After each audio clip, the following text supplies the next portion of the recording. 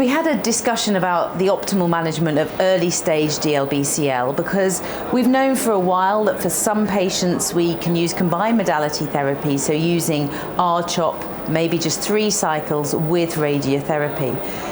More recently, we've learnt that we can use a PET-adapted approach, so trying to avoid the radiotherapy, so giving 3 cycles of R-CHOP, and if the PET scan is then negative, giving a 4th cycle of R-CHOP and no radiotherapy. And we discussed in this session that actually we need to individualize the patient discussion as to which is going to be more toxic for the patient, the radiotherapy or an additional dose or cycle of R-CHOP chemotherapy.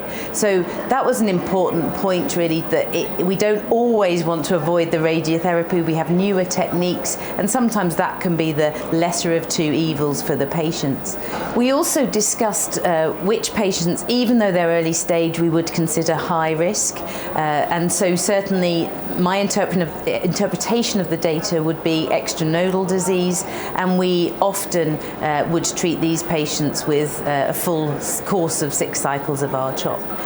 You asked about Polatuzumab, and Polatuzumab does now have license, and in the UK is reimbursed for IPI 2 to 5 for patients with advanced disease. So I don't use it for my patients with early stage disease because they were excluded from the POLARIX study. There was a few that did sneak into the study from looking at the data, but for my patients who have early stage disease, I either treat them with a combined modality approach, a PET-guided limited chemotherapy approach, or for some higher risk patients, I will treat them with 6 cycles of chemotherapy and sometimes radiotherapy as well.